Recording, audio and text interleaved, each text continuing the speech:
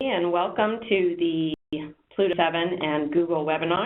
We're going to talk today about supply chain and retail transformation with learning and the Internet of Things. So thanks for joining. We'll go ahead and start it. I want to introduce myself. My name is Angela Alejandro, and I am the Head of Sales and Marketing for Pluto7. I'd like to also introduce you to our guest speakers today.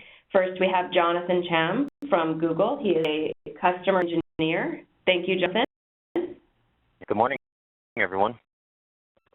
Thank you. We also have Manju Devdas. He is our CEO and founder of Pluto7. Welcome, Manju. Good morning, everybody. Thanks. And for some housekeeping, we will be recording this webinar, so if any of you have to drop early, we'll be able to send this out to you afterward, or you can share it with your colleagues. Know that we will be doing that. There is a chat option available in the WebEx at the top right of your screen if you'd like to type a question. And then, of course, we will have live Q&A afterwards, at which time you can speak your question as well.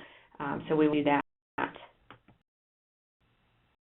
Okay. About Pluto7, for those of you who have not done business with us in the past, we were founded in 2005, and we are a professional services company that specializes in SaaS methodologies and cloud. We are a Google Cloud Platform partner and a Tableau partner, and I'd love to speak more about that when you have time.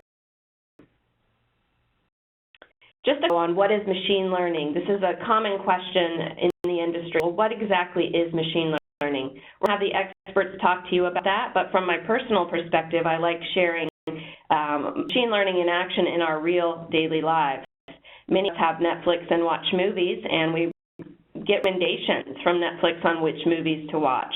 An example might be the Narcos series on Netflix, which after a binge watch might get an experience as a user, something in your recommendations about the movie Pulp Fiction. And we have several examples here that you can peruse at your leisure, but the net of it is that in a real-life scenario, machine learning recommendations are actually telling the company, Netflix, what to tell the customer, you and I, after noting what behaviors are in their application and what things you're already watching. Just a quick intro into where it might be used. Now, the very representation of the path that traditional BI has taken over the years, and if you look at the bottom left, you'll see that most of the money in BI in most corporations is usually spent traditionally on data collection, data transformation, data storage. All of those things are very necessary and can't be gotten around.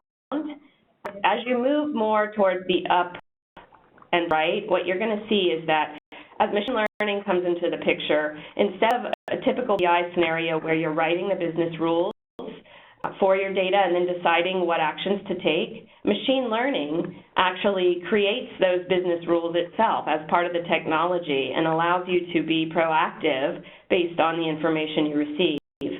A very far upper right, when artificial intelligence is in the picture, now we're talking about technology that is creating business rules and also taking action for you so that humans don't necessarily need to intervene. So very high level, and of course we're going to get much deeper into this. So I will go ahead and turn this over to Jonathan. Yep. Thanks, great introduction. Let me go ahead and share my screen real quick. And let me my screen.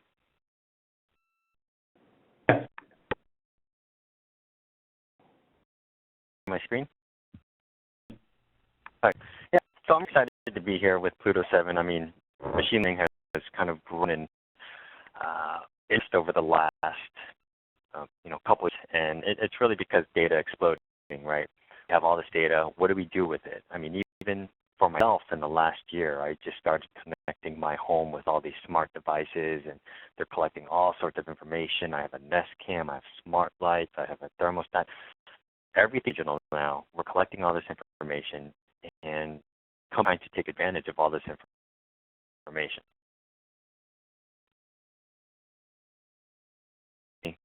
Most data is unstructured, right? Unstructured data is most rated textual data. So, for example, Twitter feeds, blogs, you know, reports, projects. I mean, these are there's all this, and it's all unstructured. Whereas structured data, you have basically a case, and you know exactly what each row is. Unstructured data is you don't know what it is, and machine is designed to figure out what is your data.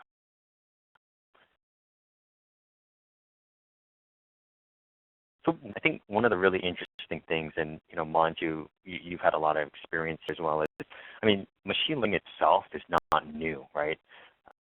I mean, the algorithms, the math, the science behind machine learning has been around for decades.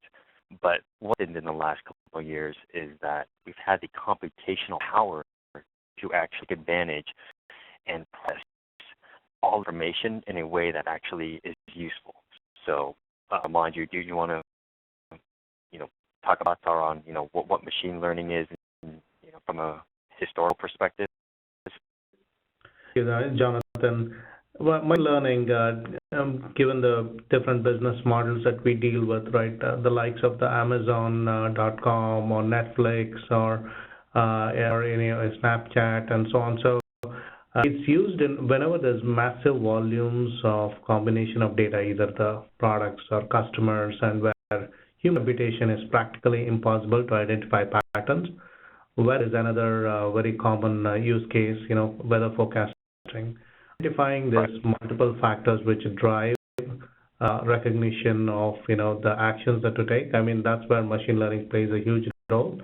With computation power that Jonathan is going to talk about, you see why this is all going to become real now. Go ahead, Jonathan.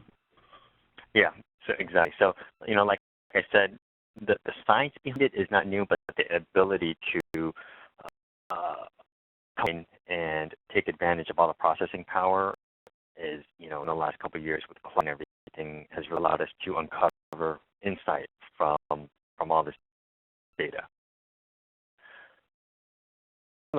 Google, those to type in the woman pool. Use Google Photos all the time, and every time I search for, let's say, I'm looking for my baby, it's able to identify what baby is as opposed to a pride. It actually can see the size, shape of the body, and it'll tell you, oh, this is what it thinks is a baby. I mean, this is machine learning, in its simplest form, right? And when I say simplest form, it's simple to understand, but obviously the algorithms and the models behind it is extremely difficult. We use machine learning. Google Translate. I don't know if anybody's used Google Translate. I used Google Translate when I was in Japan a couple months ago, and I'm very glad that it worked because I'm eating this sushi and I had to ask what am I eating here. So I did the translation, and he told me it was a sardine. So I was like, oh wow, I mean this does work. And it is like photos is easy to understand. You're translating one language to the other, but the animation is very difficult. Like, for example, there's like 20 different ways to say, to get in French. Any meanings of get that are English, but the French use it for many different things. And to take that into context as we do the translation is machine learning really is valuable. So machine learning. Yeah, look, we said everywhere, right? And do machine learning because it's fun. Maybe a bunch of nerds that like to do random technical projects and to do fun things, but the reason why we do and we have machine learning everywhere is automation. We use users and alien across 8 different apps. We can't really scale, apps to support 1 billion users, and because we have to have machines try to help humans and complement humans to do a lot of the work that can do, right? And that's why machine learning is very valuable for businesses. Focus on building your business while automating what you can as much as possible.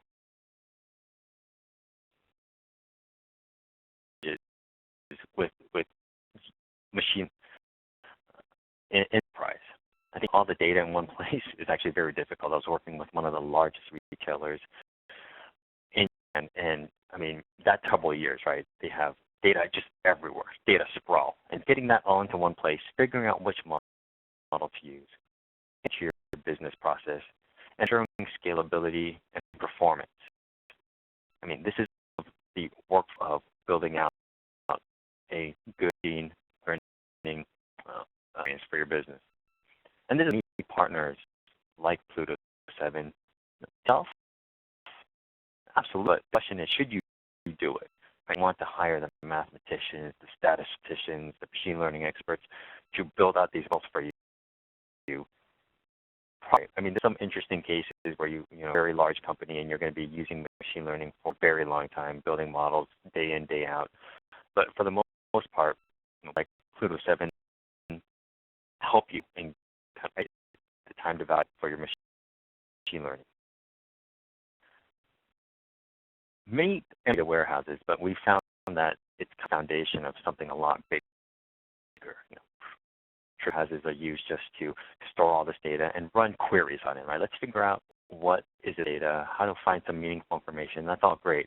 But taking that data, providing machine intelligence, or using machine intelligence to uncover advanced analytics is kind of the future that we, as we work with all companies. I'm sure listening already have a use case for machine learning, but I think today we're focusing on supply chain, manufacturing, retail. I'm working with another company, and they're looking at recommendation engine. I actually went inside, I bought a men's sweater, and the recommendation that they have was suggesting I get leggings and women's like sweater. And I said, why is it recommending me, you know, women's leggings? That makes no sense at all, right? So that's they're trying to improve with machine learning, is understanding, okay, if I'm buying a men's sweater, what's the context there? I'm probably a man, right? It'd be wrong. It could maybe be my wife buying it for me, but you know, it's probably a men's sweater. And what type of products should be based on being a male, maybe a medium sweater? You know, shouldn't be suggesting that I get XL pants if I'm buying a medium-sized sweater. So things that are all part of machine learning, understanding you know, consumer behavior based on the context that you're giving it. You around, you know, manufacturing, retail. I know you're going to go into supply chain later. Back to what Jonathan said, while some of the use cases might sound very abstract and not relevant to us, be surprised on how many high-tech companies, we are based in Silicon Valley, and how many high-tech companies are actively looking at many of these use cases and saying, how can we apply? How can we get started with this? Right? As in, when you get into the actual conversation of what the business scenario is, it is less abstract and it starts getting more clearer. Go ahead. Yeah, exactly. Buildings today involves a lot of, you know, right, three-step process that we've abstracted at a high level, right? You need the technology, you need to operationalize it, tooling, and it's, I mean, the most business have the compute power to train and run these models day in, day out. That's right. That's what Google Cloud Platform is for. We have our version of our platform called Tensorflow, which is kind of open source standard for learning. And the benefit, you have elasticity, right? You're training these models, they take, I mean, hundreds and thousands of cores. And businesses don't have that at their discretion. So technology obviously is very important. Operationalizing it, like how do you leverage machine learning and integrate it into your business process? There's different models, and the ML structure is how you're managing the infrastructure itself. The value is actually using the machine learning to build real value. And then tooling, there's all these different tooling around what's right and what's wrong is very distracting. So these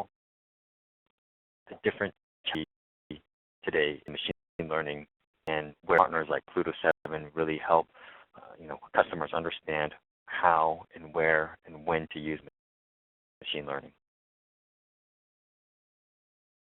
So, perspective, we hosted a version of our machine learning platform called Tensorflow. And when I say hosted, it means is you really have your data, you point it to our API, which is our TensorFlow API, and you allow us to manage the infrastructure, the security, the updates, the patching, and the auto scaling of the processing needed to train your machine learning model. And that allows you to focus on your business, right? Managing infrastructure. If you're managing infrastructure today, you know how much time and money it takes to manage or operating systems. All of that adds no value to your business. And this is a model for machine learning. Visualize all these results. And ClearLab, if you just do a quick Google search in the lab, you can do a quote. I think free right now. Definitely take a look. This can plug into things like Jupyter Notebook, allows you to visualize information, and it's really easy to use. Really easy to use. And within our visualization product, everything's integrated with GCP. So in a Google platform, you have storage, you have BigQuery. These are all tools that you can use that are tightly integrated into the platform so that you don't have to kind of retool how you build our machine learning models. They're all APIs are integrated, consistent across our different products. So just a quick kind of workflow of where we see machine learning. You ingest data, you process it, you store it, and you have analytics. And we have different tools depending on your business need. I'm going a little slow. It's already 30 minutes past. So, mind you, you're going to go into use cases that are really relevant in how you can apply machine learning to supply chain and retail. So, grab the ball.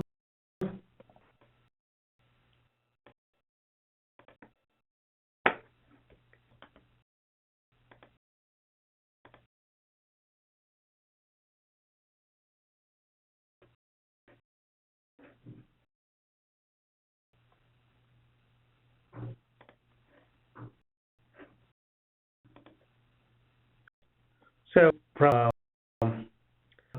can everybody see my screen? Okay. So, Jonathan gave you a background about Google Cloud Platform and the components and so on. So, we have been in the business for 10 years, and we have compared various public cloud platforms. For Google infrastructure, it's the same infrastructure that you run Google search, and I always wondered how does Google search works so fast and so well, where it can really relate what you're asking. It is the power of the machine learning and the powerful infrastructure that's behind it. It is the same platform that we are leveraging here for machine learning implementations with our customers. In my section, I will walk you through some of the practice cases that we are engaged in our conversation with our customers, as well as show a demo of a quick application that we built on the Google Cloud Platform. So, machine learning, there are a couple of key steps what we suggest you look at if you're looking at your own company adopting machine learning. The step is identify the right business problem. And now again, this is going to be the hardest, and we'll tell you confidently, right? Like most machine learning proof of concepts are going to fail because of not identifying the right business problems. And what do we mean by that?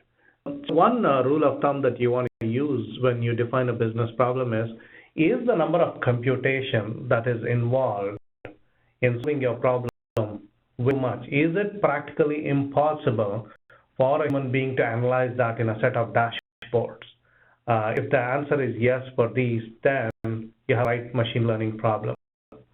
And for example, if you have 1 million products and 500,000 customers, you really practically sit and build dashboards to identify customer buying pattern and compare against 100 different customers and do it day in and day out, every single day, every minute, is humanly impossible.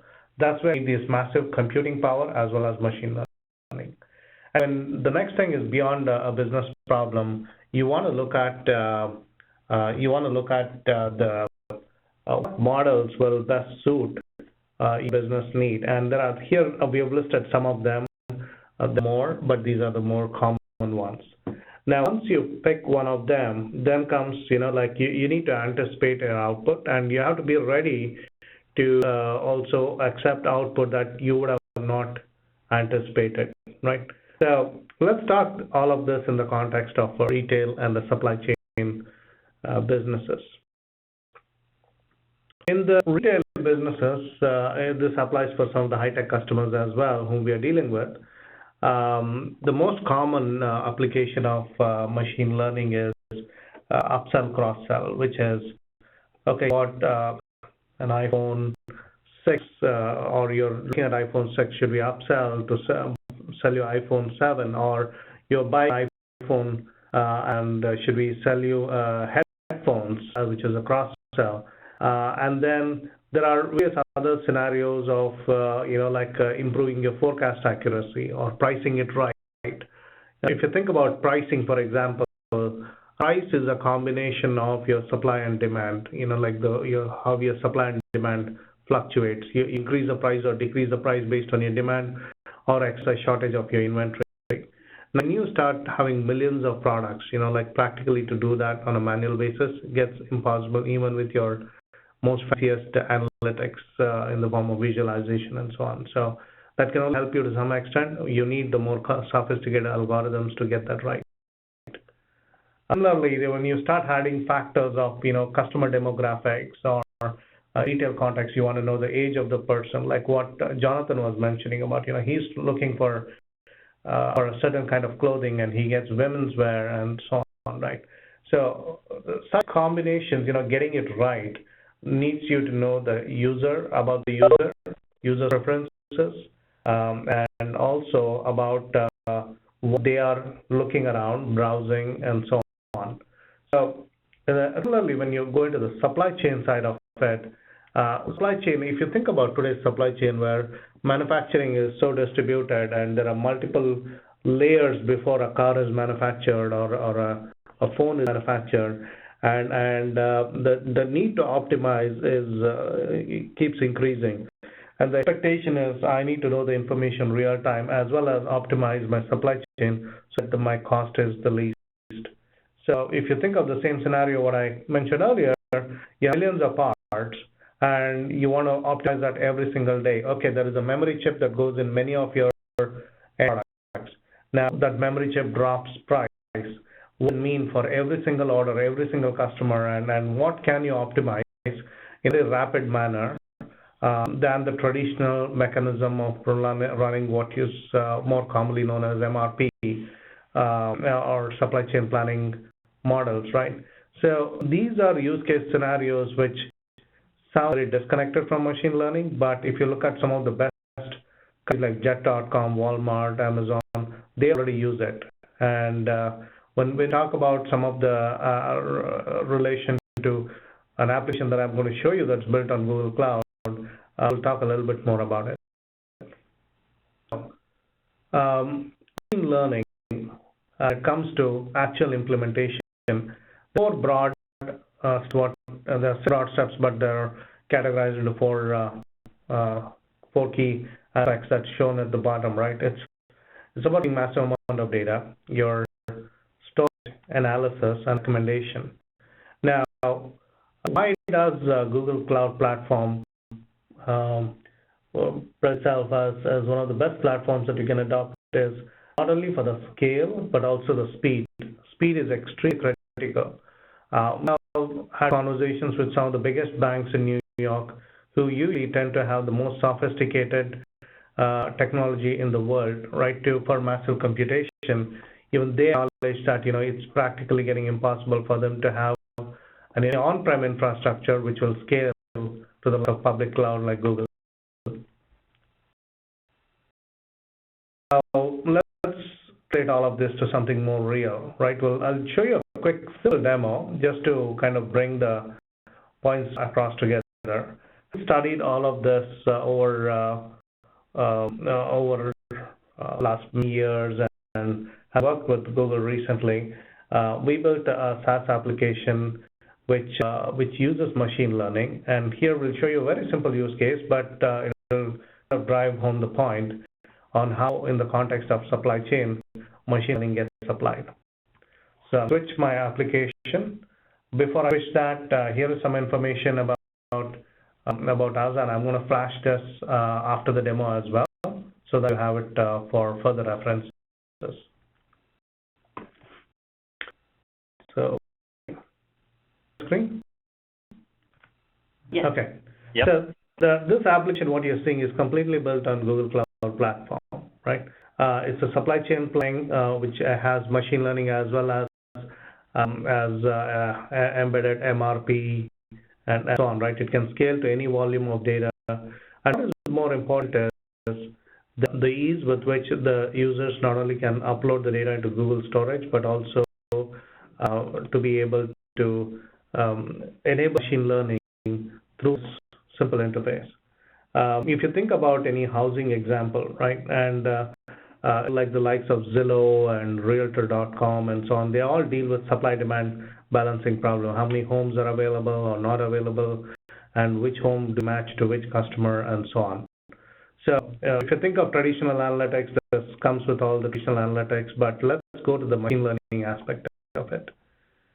When it's a housing recommendation, knowing which house would the customer like, and all based not only based on their recent searches, but on what others are searching and rating.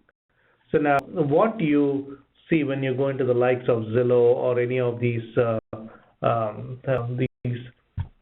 applications is they use machine learning algorithms and come up with the top 10 recommendations and so on. So does Amazon. You can now get the same kind of capability in a much more affordable manner for your own enterprise. And this is just a sample demonstration of how you can do that, right? Where we run through millions and millions of home inventory and what's more relevant to you and come up with a recommendation. Now, if you think about machine learning used here, like market basket analysis, as in, like, okay, what kind of homes are you looking at, right? Generally looking at 3-bedroom or 4-bedroom homes, which is like a product feature, or are you looking at homes in a certain neighborhood? Are you looking at homes with good school district? Look at these patterns in the algorithm behind the scene and come up with the recommendation. So that look at the next home that's appearing on the screen, you're likely going to pick. To relate this to a high-tech company or any retail company that you be part of, right? Your customers are looking on your commerce platform or portals in the same manner. They're looking at I'm buying a certain switch or a router or a laptop or any of the networking devices or clothing. They want you to recommend what best suits them. It could be based on price, it could be based on preferences, it could be based on their browsing pattern. They have been looking at certain kind of television, recommend what is best for me, right? Now, the way companies we have seen adopt this is it's an iterative exercise. You do it right the first time. You're going to learn a few things that go wrong in the journey, and then keep improvising, not only asset, and also the model, right? What algorithm you picked, and tweak the algorithm to a point where customers say, yeah, this recommendation actually makes sense to us. So if you're interested in playing around with this application, you can go into Planning in a Box and request for a trial, and we will have that sent your email. So with that, the end of presentation from Jonathan and myself. I'll open up for Q&A.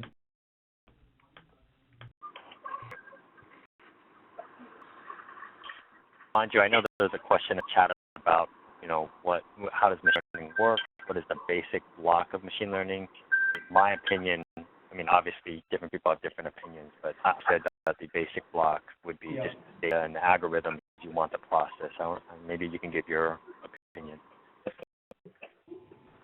To just add to what Jonathan said, right? How does machine learning work? Question is, well, I was gonna say one more thing. So after we say, okay, conditional on, that the cabinet is getting installed.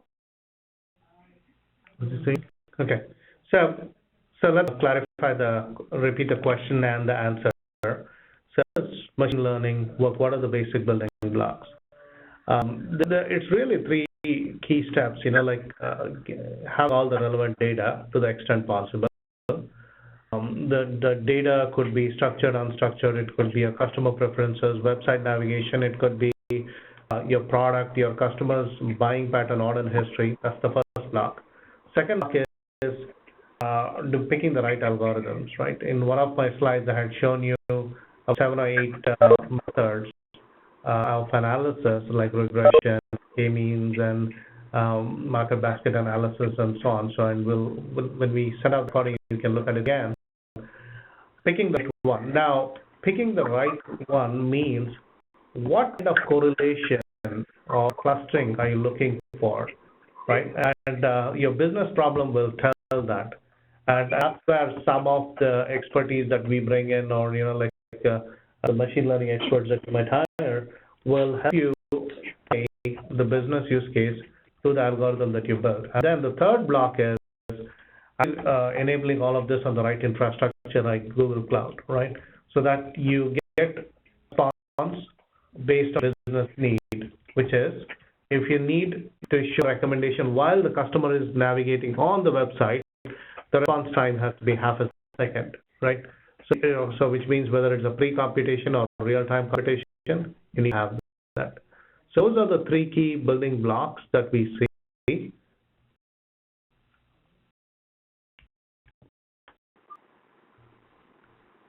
I've taken B off mute. So does that answer the question, or was there a follow-on question you'd like to ask?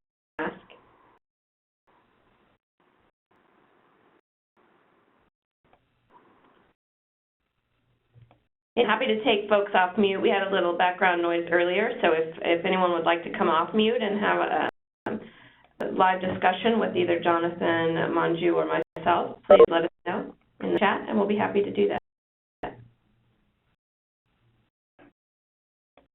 Did you if anyone has feedback on the webinar or additional, if they would like to email us? Yeah, let me share that on there. Again, we will be.